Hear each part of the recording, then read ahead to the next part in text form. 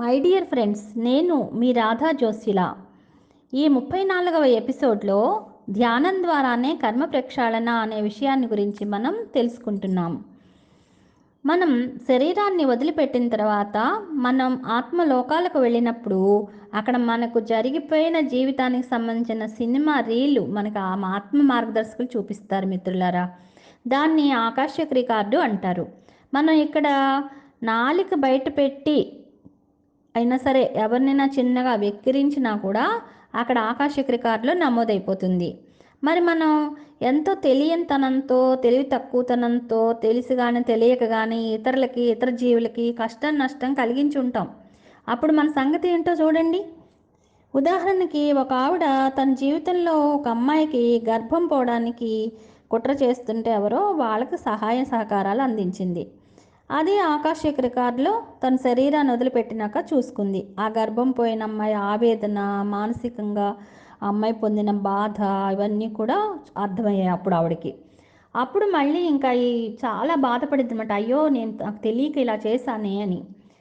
ఇప్పుడు తన జన్మ తీసుకోవడానికి భూమి మీదకి వచ్చి ఆ కర్మను తొలగించుకోవాలనుకుంది.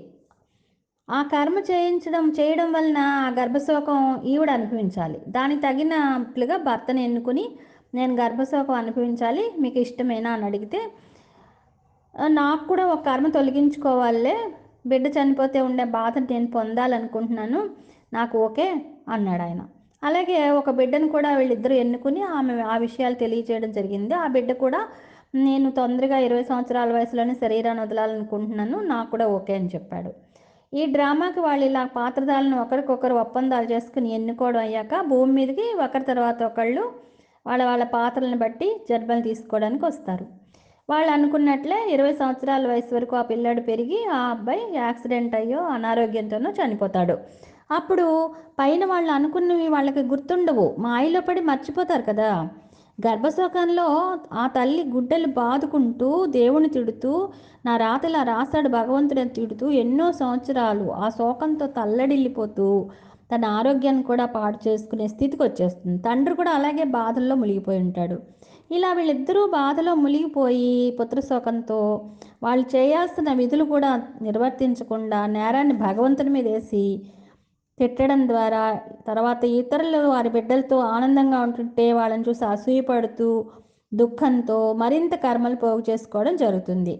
మరి ఆత్మజ్ఞానం లేని వాళ్లకు ఇలాగే జరుగుతుంది మిత్రులారా. అస్తవ్యస్తంగా ఉంటుంది వాళ్ళ జీవితం. మరి ఇదే కుటుంబం ధ్యాన మార్గంలోకి వచ్చి వాళ్ళ ఆత్మజ్ఞానం పొందినప్పుడు వాళ్ళ జీవితాలను వాళ్ళే సరిచేసుకోవచ్చు, వాళ్ళ తలరాతను వాళ్ళే మార్చుకోవచ్చు. అది ఎలాగంటే ప్రియమిత్రులారా, ఆ తల్లి ధ్యానంలోకి వస్తే ఆలోచనల్లో మార్పు వస్తుంది. సర్వేజన సుఖినో భవంతు అనే స్థితిలోనే జీవిస్తుంది. విశ్వ కళ్యాణమే తన ధ్యేయంగా లక్ష్యంగా ఆవిడ మారిందనుకోండి, ఆ ఇల్లంతా ఎప్పుడూ ఎనర్జీలతోనే నిండి ఉంటుంది. ఆ ఎనర్జీలకి భర్తలో కూడా మార్పు వచ్చి ఆవిడకి సహకరించడం జరుగుతుంది. వాళ్ళిద్దరూ యొక్క ఎనర్జీల వలన ఆ బిడ్డలో కూడా మార్పు రావడం, అతను కూడా తల్లిదండ్రుల థాట్ పవర్తో అతను కూడా బతకాలి అనే ఆకాంక్ష రావడం అతనిలో, అది తన ఆత్మకు అర్థించడం, అది ఆ ప్రజ్ఞాత్మకు చేరవేయబడటం, అతను ఆయుర్దాయం పెంచుకోవడానికి ధ్యానం చేయాలని అతనిలో ఒక విచక్షణ రావటం జరుగుతుందన్నమాట. అలా జరిగినప్పుడు ఆ బిడ్డకు చిన్నగా యాక్సిడెంట్ అయ్యి కాలు విరగడమో చేయి విరగడమో జరిగేసి కొన్ని నెలలో వారాలు అతను బెడ్ మీద ఉండి తర్వాత మళ్ళీ మామూలు అయిపోతాడు. అంటే ఆ కర్మలను తగ్గించుకున్నాడు అనమాట అతను ధ్యానం ద్వారా. అంటే ధ్యానం ద్వారా గొడ్డలతో పోయేది గోటుతో పోతుంది.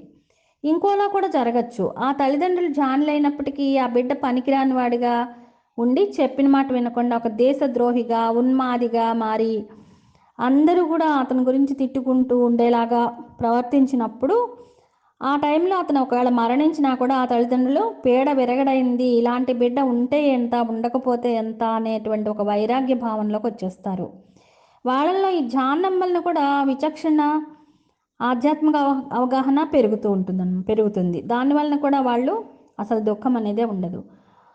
అలాగే ఒకవేళ వాళ్ళు ధ్యానంలోకి రాకపోయినా కూడా ఇలాంటి కొడుకు వాళ్ళ ఎవరికి కావాలి, ఎవరు కూడా ఒప్పుకోరనమాట.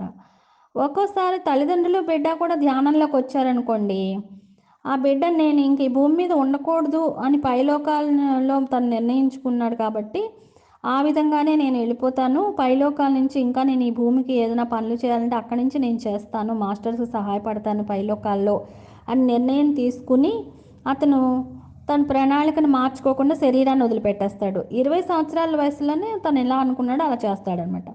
అప్పుడు ఆ తల్లిదండ్రులకు వాళ్ళు ఆత్మజ్ఞానులు అయిపోయారు కదా, విచక్షణ అవగాహనతో ఉంటారు కాబట్టి వాళ్ళు దుఃఖించరు.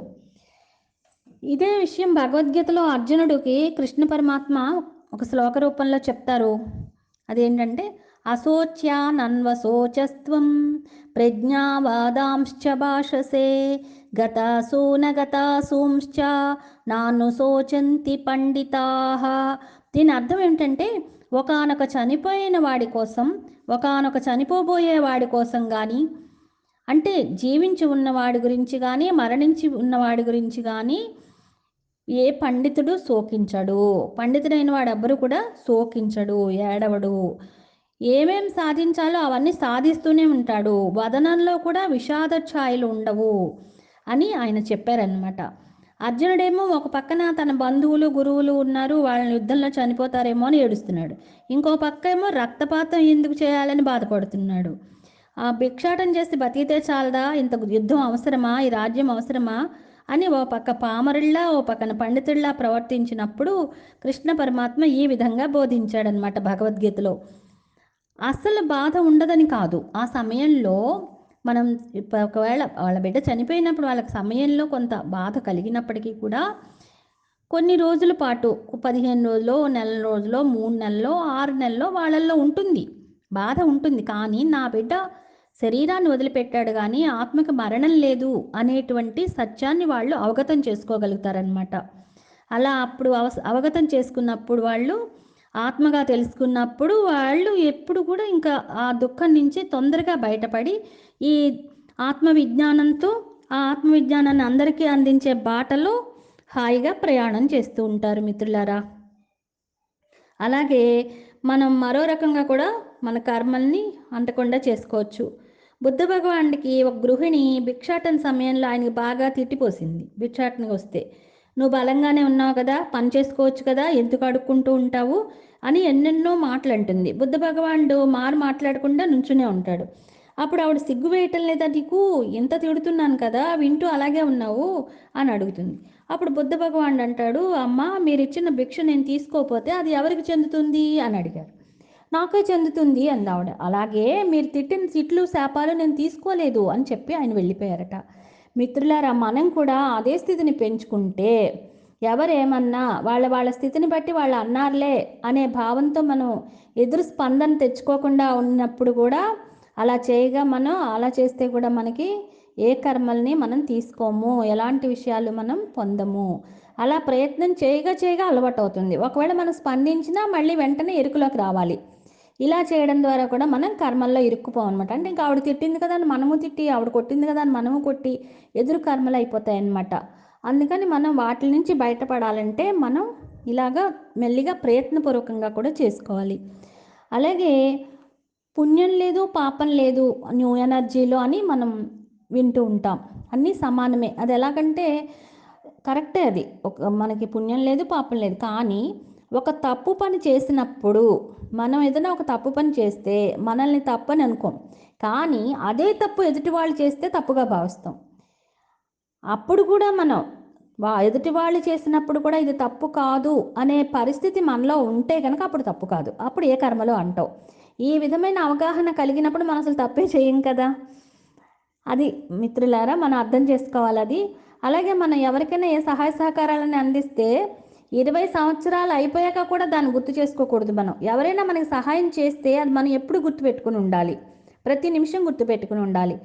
మనం ఎవరికైనా సహాయం చేసింది అస్తమని చెప్పుకోకూడదు, నేను అది చేసా ఇది చేసా అని చెప్పుకోకూడదు, అది కూడా కర్మే. మనం దివ్యక్షణంలో జీవించాలి. ఎట్లాంటి కర్మలు అప్పుడు అంటావు. దివ్యక్షణంలో మంచి చెడు అనే అంచనాలు ఉండవన్నమాట. దివ్యక్షణంలో ఉండడం అంటే పూర్తి వర్తమానంలో ఉండాలి, పాత వదిలేయాలి. భవిష్యత్తు గురించి భయాందోళనలు పొందకుండా చేయాల్సిన ప్రయత్నం నిబ్బరంగా నిమిత్త మాత్రంగా మనం చేయాలి. అలాగే ఫలితాన్ని ఆశించకుండా చేయాలి. అలా ఉండడం ద్వారా మనం కర్మలు లేని స్థితిలో నిర్గుణ స్థితిలో ఉంటాం. తమో గుణం, రజోగుణం, సత్వగుణం వీటన్నింటికన్నా మించిన నిర్గుణ స్థితిలోకి మనం ప్రవేశించాలి. అప్పుడే కర్మ ప్రక్షాళన మనలో జరుగుతుంది. అంటే ఫలితాలు ఏమీ ఆశించకుండా పనులు చేయాలి. అప్పుడు ఆటోమేటిక్గా ఫలితాలు వస్తాయి. అదే నిర్గుణం. ఇది ఎలాగంటే అన్నదానం చేస్తాం 10 సార్లు అనుకుంటాం, ఇంతమందికి భోజనాలు పెట్టాము అని. వస్త్రదానం చేస్తాం 100 సార్లు అనుకుంటూ ఉంటాం. ధ్యానం క్లాసులు నిర్వహిస్తాం, నేను కాబట్టి ధ్యానం క్లాసులు నిర్వహిస్తున్నాను, నేను కాబట్టి భోజనాలు కూడా పెట్టి క్లాసులు నిర్వహిస్తున్నాను, ఇలా అన్నమాట. అలాంటి వాటికి కూడా మనం ఒక విషయాన్ని పదే పదే చేశాను అనుకుంటుంటే కూడా అది కూడా మంచిది కాదు. అది కూడా ఒక నిష్కామ కర్మ కాదనమాట. నిష్కామ కర్మ చేయాలి. మనం ఏ ఫలితాన్ని ఆశించకుండా మనం చేయాలి. నాకు మంచి ఫలితం వస్తుంది అని ఏమీ ఆశించకూడదు, ఆలోచించకూడదు. రావాల్సిన ఫలితం వస్తుంది, అది సృష్టి నియమం. ఈ రకంగా మన ఆలోచనల్లో, భావాల్లో, చేష్టల్లో మార్పులు తెచ్చుకుంటూ అవగాహన పెంచుకుంటూ ఉండడం ద్వారా కూడా కర్మ ప్రక్షాళన జరుగుతుంది. మనిషిగా జన్మ తీసుకున్నందుకు మనం 3 ధర్మాలు కూడా పాటించాలి. అవి ఏంటంటే శరీర ధర్మం. శరీరంలో ఏం వేయాలో అదే వేయాలి. డీజిల్ బండిలో పెట్రోల్ పోస్తాం అనుకోండి, అప్పుడు ఏమవుతుంది ఆ బండి? అలాగే శాకాహారం కోసం తయారు చేయబడిన ఈ మానవ శరీరంలో మాంసాహారం వేయడం, మద్యం పోయడం ఇలాంటివి చేయకూడదు. శరీరానికి చాలా, దేహం అనేది దేవాలయం, దాన్ని చాలా శుభ్రంగా ఉంచుకోవాలి. దాంట్లో ఏది వేయాలో అదే వేయాలి. అలా మనం పాటించాలి. దానివలన కూడా మనం శరీర ధర్మాన్ని పాటించకపోతే కూడా అది కూడా ఒక కర్మ కిందకే వస్తుంది. అలాగే కుటుంబ ధర్మం, సంసారంలో బాధ్యతలు, తల్లిదండ్రులను చూసుకోవడం, ఇలాంటి బాధ్యతలు, పిల్లల్ని చదివించుకోవడం, పిల్లలకి చక్కగా మంచిగా తయారు చేయడం, వాళ్ళని ప్రయోజకులుగా, ఆత్మ విజ్ఞానవంతులుగా తయారు చేయాలి మనం.